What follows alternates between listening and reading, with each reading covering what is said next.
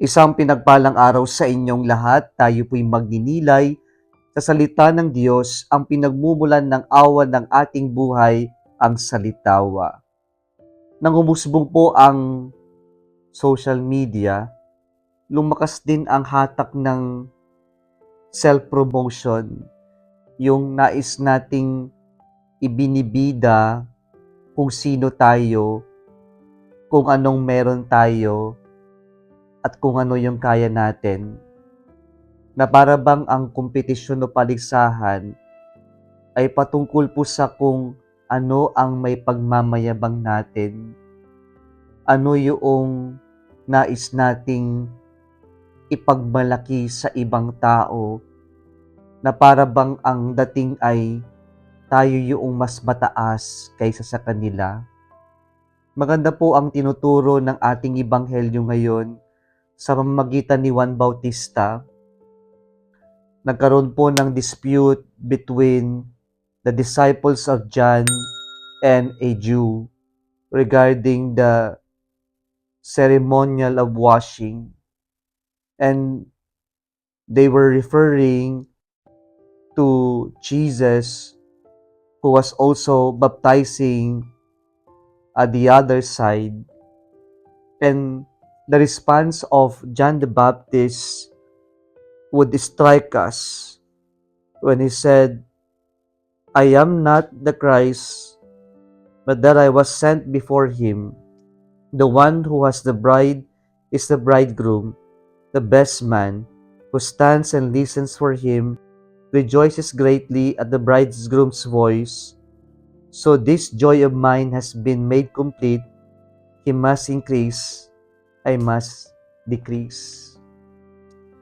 Well, John the Baptist is showing us the joy of embracing the truth about us, about ourselves, na yung magkaroon tayo ng kababaan na loob na tanggapin kung sino tayo, yakapin kung sino tayo, yung tayo'y magpakatotoo upang maging tunay na tao.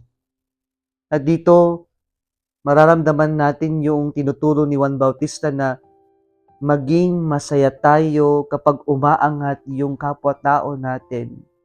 Hindi yung parang crab mentality na kapag umaangat, hinihilan natin pababa.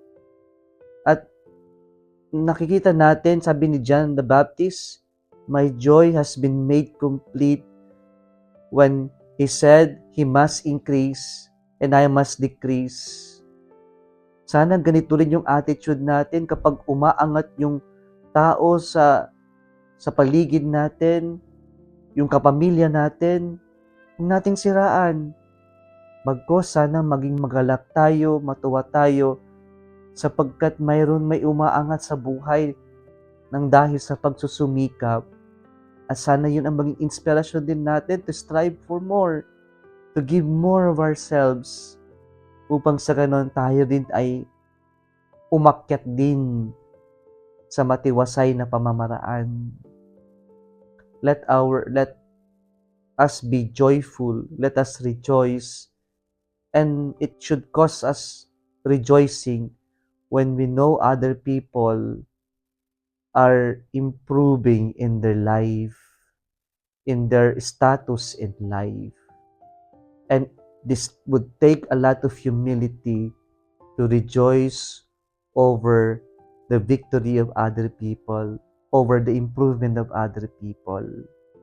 And this is what Saint John the Baptist is teaching us when he encountered the Messiah, our Lord Jesus Christ. Kung nagustuhan mo ang video na ito, huwag kalimutang mag-like, i-share at mag-subscribe sa Salitawa Facebook page and YouTube channel.